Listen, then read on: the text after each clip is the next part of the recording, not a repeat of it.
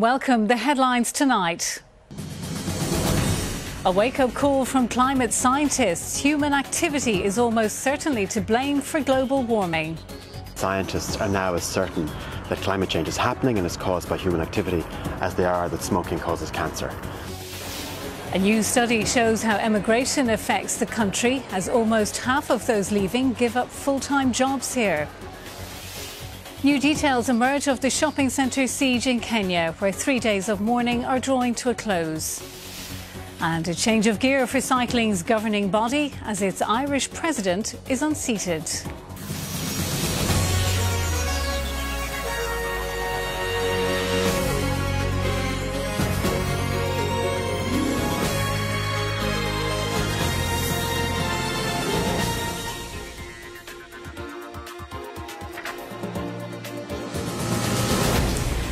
The world's top climate scientists have concluded that human activity is almost certainly to blame for global warming. A new United Nations climate report finds what it calls unequivocal evidence that the Earth is warming up. Scientists who contributed to the report say it should be a wake-up call to governments around the world. It's taken thousands of scientists and millions of hours to produce, but there's one clear message from the IPCC's fifth report. Unequivocally, the global climate is warming, and we're almost certainly to blame. The study found that greenhouse gas levels have increased 40% since pre-industrial times and are at their highest level for 800,000 years. The last 3 decades were the warmest in 1,400 years. Global sea levels have risen by around 20 centimetres this century. Areas of ice are melting, with the Greenland ice sheet alone losing up to 215 billion tonnes a year. And the authors are 95% certain that we are responsible. It should serve as yet another wake-up call that our activities today will have a profound impact on society, not only for us, but for many generations to come. The IPCC predicts that by the end of the century, global temperatures could rise by up to 4.8 degrees Celsius. Drier areas will see less rain, wet regions will see more. Ocean temperatures could increase by up to 2 degrees Celsius, further melting ice sheets, glaciers and areas covered by snow. And the sea may have risen by as much as a metre. 90% of the Earth's population live in the coastal regions, so all the coastal regions, including developing countries, are at risk. The IPCC admits its earlier models of the sensitivity of the climate were too harsh, but it says an apparent pause in the increase of global temperatures since 1998 is too short to reflect long-term trends. And it warns containing the effects of climate change will now require substantial and sustained reductions in greenhouse gas emissions. We know the nature of the problem and the options for addressing it. The heat is on. Now we must act. But securing action will not be easy, and the big question posed by this report is, even if we act now, have we left it too late? Will Goodbody, RTE News. Environmental campaigners have called on the government to act immediately to stop global warming. They also warned of the massive costs if Ireland fails to respond effectively to today's report. Tracking the subtle changes in the capital's environment. This climate station on the top of the Dublin Institute of Technology on Kevin Street is one of only 30 of its kind in the world. It's monitoring the way that Dublin and its residents are producing carbon emissions and trying to find ways to reduce them. When we look at the data, we can see there is a direct relationship between peaks in the carbon and also with rush hour traffic. So things like increasing perhaps the number of trees in the city and the number of open green spaces, that would help to reduce CO2 emissions in the city. Ireland will continue to play a part into the global research into climate change, but what campaigners really want is for Ireland to take a leading role when it comes to prevention measures. Scientists are now as certain that climate change is happening and is caused by human activity as they are that smoking causes cancer. So it's time to act on that basis, and not to act just for the sake of the environment, but for the sake of our economy. Uncontained climate change would have massive disruption on the world economy, and we depend on that in Ireland for our jobs and our sustainability here. The importance of people power was also being stressed at the Stop Climate Chaos conference in Dublin.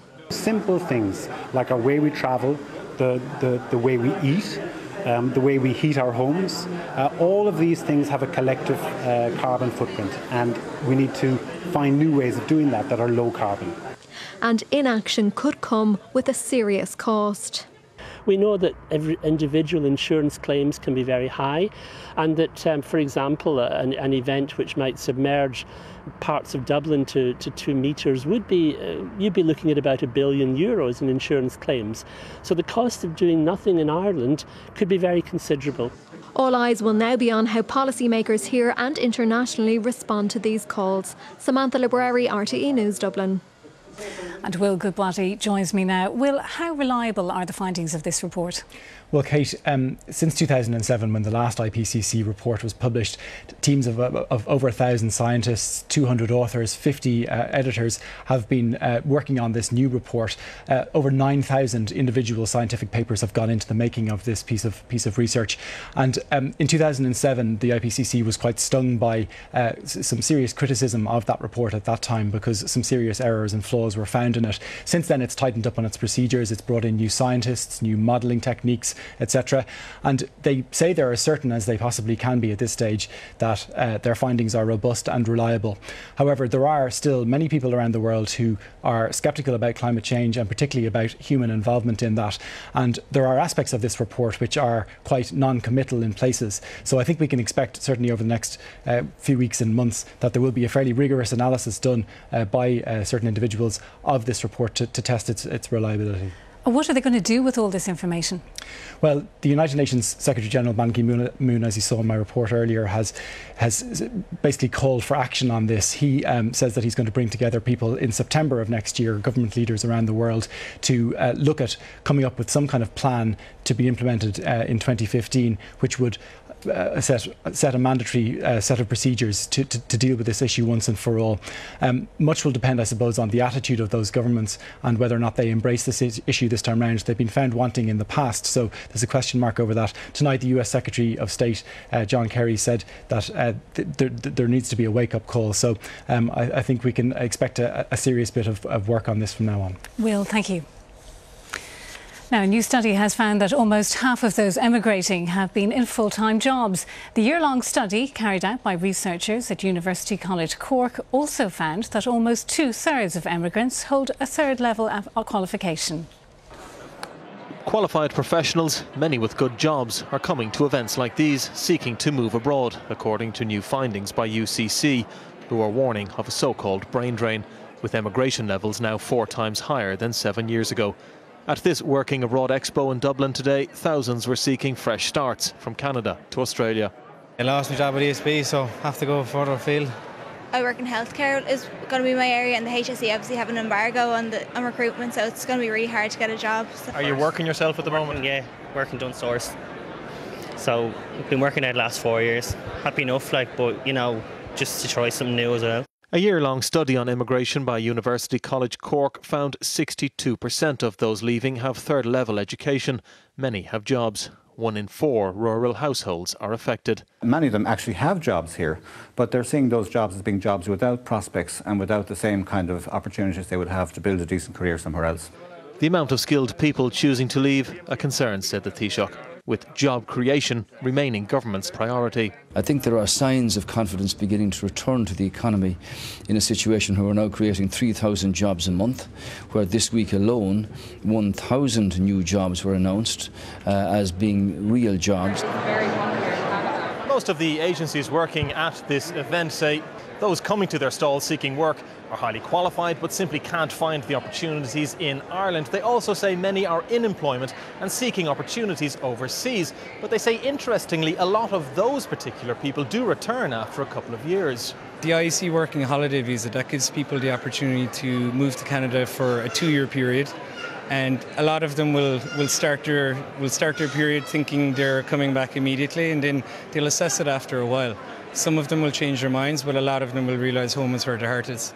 Emigration, though, remains higher here than other countries experiencing a downturn, with jobs abroad plentiful and, it seems, attractive. Ray Kennedy, RTE News. The Minister for Social Protection, Joe Burton, has said pensioners will not lose their entitlement to the travel pass in next month's budget. The Minister also indicated she was confident there would be no cuts to weekly social welfare payments, such as job seekers allowance and the old age pension.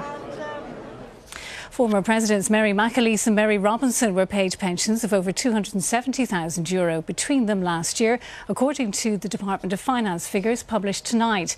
Mary McAleese was paid €141,000, while her predecessor had a pension of €134,000. Former Taoiseach Bertie Ahern and Brian Cowan were paid just over €99,000 each, while Albert Reynolds and John Bruton were paid €98,000 and €91,000 respectively. As more details emerge of the shopping centre siege in Nairobi, the Islamist militants are reported to have hired a shop there in the weeks leading up to the attack. New pictures have also emerged showing the damage caused during the 4-day siege. Forensic experts are still combing the Westgate complex, looking for bodies and clues. Today, new pictures have emerged showing the damage and devastation inside the shopping complex. Bullet holes in walls and windows. A car park collapsed. Last Saturday, this shopping centre came under attack. Over 70 people are known to have died, and according to Kenya Red Cross, over 60 others are still missing. The operations at Westgate is not complete. The government, security forces, forensics, pathologists are still busy working in this area. As investigations continue, it's reported that the militants who led the attack hired a shop inside the complex in the weeks leading up to the siege. This gave them access to service lifts inside the centre, enabling them to stockpile weapons and ammunition. And having pre-positioned weapons, they were able to rearm quickly and repel the security forces. Kenya is in its third day of official mourning for the victims of the attack. Earlier today, the Kenyan president led mourners at the funeral service for his nephew, who was killed in the siege. Sinead Hussey, RTE News. The United Nations Security Council is to vote later tonight on a plan to eliminate Syria's chemical weapons. It follows an agreement between the United States and Russia on a draft Security Council resolution. The draft does not include a threat of military action if Syria fails to comply. President Obama has tonight confirmed that he has spoken by phone with the Iranian President Rouhani, the first direct communication between the United States and an Iranian leader since 1979. Talks have been taking place at the United Nations about Iran's controversial nuclear program. Mr. Rouhani told the General Assembly that his country was willing to reach a deal within months. Mr. Obama said tonight there was now a unique opportunity to make progress with Iran's new government. I reiterated to President Rouhani what I said in New York.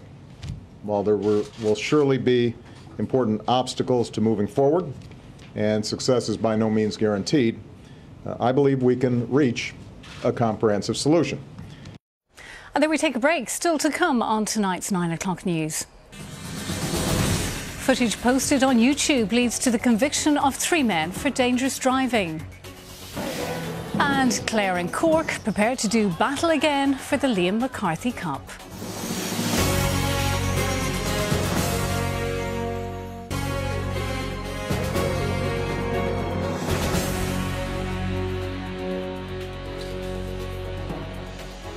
Welcome back. The Chief Justice, Mrs. Susan Denham, has described as unsustainable a 4-year delay caused by the increase in cases being appealed to the Supreme Court.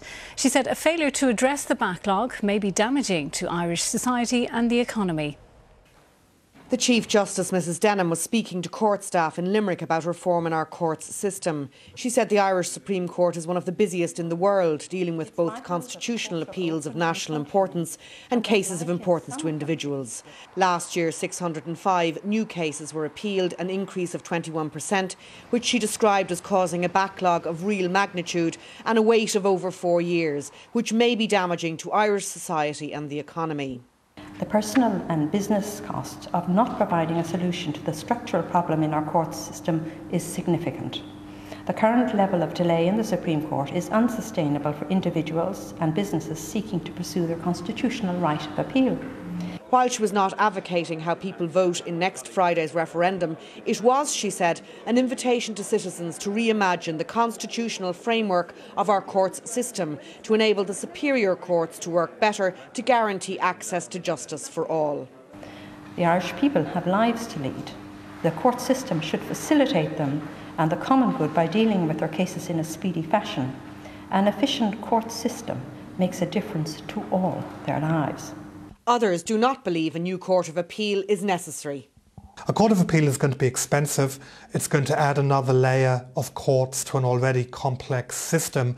And there's a risk that the more courts you have, it will simply lead to more lawyers and more court cases. It may not be the best way to solve the problem of a 5-year delay. The referendum takes place this day week, October 4th. Cathy Halloran, RTE News, Limerick.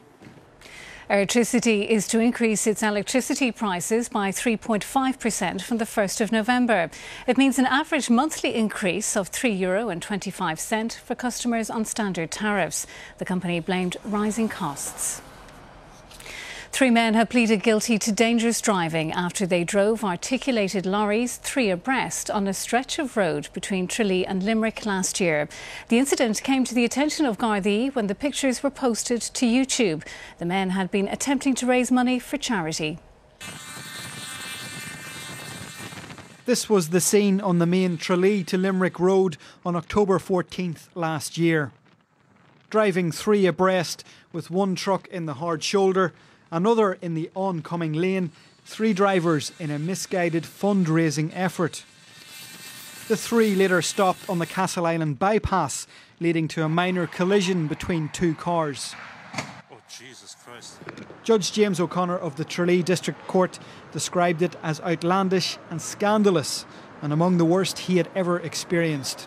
3 men, Christoph Sokolowski of Main Street, Castle Island, Lorcan Regan of Main, Knocknagoshel, and Slawomir Kupiak of Clonach Drive, Castle Island, each pleaded guilty to dangerous driving. The court heard that they had been trying to raise money for a number of charities, including the suicide prevention charity Pieta House. But the case only came to the attention of the Gardaí after the incident was posted onto YouTube. A complaint was then made by a member of the public. The whole idea behind it was to assist in charity. Unfortunately, they did wrong. They've conceded they did wrong, and they will be taking the punishment of the District Court next Tuesday in Killarney when the matter comes back before Judge James O'Connor. Judge O'Connor said the 3 were going to have to serve time, and this could be 2 nights minimum in Garda custody. In a statement this evening, meanwhile, Pieta House confirmed that it had received a cheque last October, but the charity asked that people get in touch with it before they organise any fundraising activity. Paul Colgan, RTE News. Gardaí have renewed their appeal for help in finding missing Dublin woman Peggy Mangan. They're asking for anyone who saw or spoke to her in the Charlestown shopping centre or Lanesborough area of Finglas last Tuesday between 8:30 and 10 p.m. to get in contact. Searches continue today for the 65-year-old woman who has been missing since Tuesday morning. Now, there's a new effort to raise awareness about cardiac illness among women ahead of this weekend's World Heart Day. Figures suggest women are 7 times more likely to die from a heart attack than from breast cancer. Free blood pressure testing in Galway. A good reading here is a good start on the road to heart health. This drop-in clinic part of a new effort to highlight the problems cardiac disease can pose for women. For most women, they will get their heart disease 10 years after the menopause. So we do not have a lower risk of heart disease, we have a delayed risk of heart disease. But for a certain group of women, like smokers and diabetics, they can get their disease, their heart attacks in their 40s and 50s. And this is important because if a woman gets a heart attack at 50, she's twice as likely to die as a man who gets a heart attack at the same age. Experts say that regardless of gender, addressing risk factors is best done one step at a time. But if something does go wrong, realising it can be key to making a recovery. When the discomfiture travelled between my shoulder blades and from there down my arm, I knew that something was amiss. So I immediately took action, went to the hospital, was met very quickly by the cardiac team in the hospital. That action probably saved my life. And it's experiences like that which inform a new heart attack awareness campaign organised by the HSE and Croí. Certainly from our surveys here in Mayo so far with the general public, we are seeing the common trends. People are not recognising the signs and symptoms, and when we explore that with them and explain what the signs and symptoms are, they're quite interested to know that they weren't what they had thought themselves. This initiative is being run on a pilot basis in County Mayo and may be extended elsewhere in the coming months. Pat McGrath, RTE News, Castlebar. Irishman Pat McQuaid has failed to secure a third term as president of the cycling world's governing body. In a vote this afternoon, he was defeated by Brian Cookson from Britain. In his final speech as president, Pat McQuaid had asked the delegates to allow him to continue the job he had started in 2005. But after what was at times a bitter battle for the top job in world cycling, McQuaid lost out by 6 votes to Brian Cookson. The campaign to get to this point has been intense, but I'm under no illusion that the real work starts now. So I call on the global cycling community to unite and come together to help ensure that our great sport realises its enormous potential. This is the vision that will drive and focus my activities over the next 4 years. The afternoon vote followed a morning of heated discussion and a controversial election in which McQuaid's eligibility to stand for president was questioned. We've had enough of this. I'm going to propose that we go straight to the vote between the 2 candidates. Merci. Following the Lance Armstrong scandal, McQuaid had said that Armstrong had no place in cycling. Today, Armstrong gave a one-word reaction to the news from Florence. One of Cookson's top priorities will be to rebuild the UCI's relationship with the world's anti-doping agency. He has already promised to set up a completely independent anti-doping agency to deal with cycling. Dave Kelly, RTE News. Finally, tomorrow's replay of the All-Ireland hurling final sees fans from both counties stir themselves once more, and barring yet another draw, tomorrow night we'll see either Cork or Clare finally get their hands on Liam McCarthy, albeit a few weeks later than expected. Less than 24 hours to throw in time in Croke Park, and there's plenty of colour and laughter in Clare, whether it be in Ennis or O'Callaghan's Mills. Now, who's going to take the photograph? Sorry, I thought this man was. Oh, Geraldine, you volunteered. At the Holy Family School in Ennis, the children sing their hearts out. I felt before the last day it was a very 50-50 game, and to be honest, I feel it's the same again, but I just think Clare can get there, yeah. There is a belief that come Saturday night, Clare will be celebrating a historic All-Ireland double in the space of a couple of weeks. I think Clare are going to win the replay whatsoever. They're the best team in the country. Now that Cork showed all their experience in the last match, Clare didn't show all their experience, so I say Clare will have the upper hand.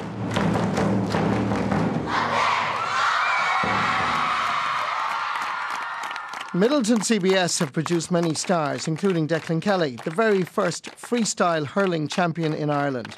But they also have former students who knows what it takes to win in All-Ireland. If Cork can raise their game 30-40%, which they'll need to, I think there's an opportunity for them to get the right result. You would have to say that Cork have a lot more room for improvement, and if they can get something more from the inside line, I think they'll win by 2 or 3 points. Cork are going to win by a couple of points because Clare have played their best and Cork didn't play the best at all last time. Anthony Nash is going to get a hat-trick. Callahan's going to get another goal. So I don't think Clare are going to score 4 goals. So the Cork and Clare teams are ready for this replay, so too are the supporters. And let me tell you that Croke Park is ready. The lights will be switched on just before 5 o'clock, and we'll all be looking forward to the very first All-Ireland hurling final under floodlights. Marty Morrissey, RTE News, Croke Park. And the main news again tonight. The world's top climate scientists have concluded that human activity is almost certainly to blame for global warming.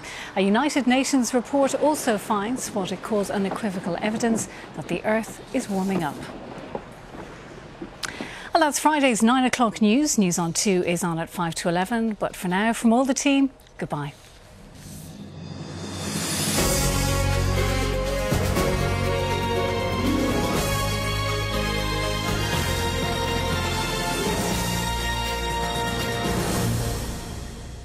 Good evening. Well, after some bright weather through many parts of the country today, it's going to be a lot cloudier over the weekend with patches of rain and drizzle in many areas at times tomorrow. So overall, pretty dull really for the big match in Croke Park. Maybe a few spots of drizzle or light rain now and again.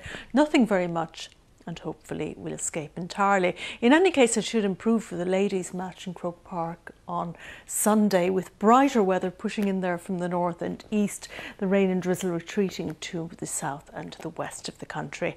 But cloud will continue to increase from the south during the night, bringing outbreaks of rain and drizzle already in across much of Munster, becoming more extensive as the night wears on, as these weather fronts edge further northwards. So a cloudy day tomorrow, a misty one with patches of rain and drizzle cropping up in many parts of the country. Just maybe the odd bright spell developing here and there.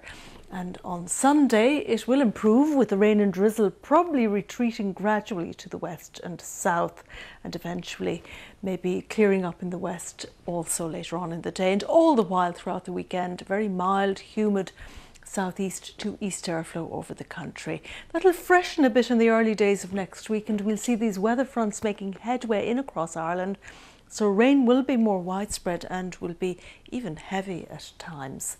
But back to tonight, clouding over from the south with rain and drizzle becoming more extensive, though parts of the north could well escape, though it will be a misty night, a lot of fog around, with very light winds, easterly or variable, force 3 or 4 in sea areas, with overnight lows 11 to 15 degrees. And tomorrow, a dull day, certainly a very misty start with fog in a lot of areas and patches of drizzle. Just a few bright spells developing during the day, but many areas will stay dull with further patches of rain and drizzle at times. Mild with highs of 15 to 18 degrees with light easterly breezes. That's it from me. Good evening.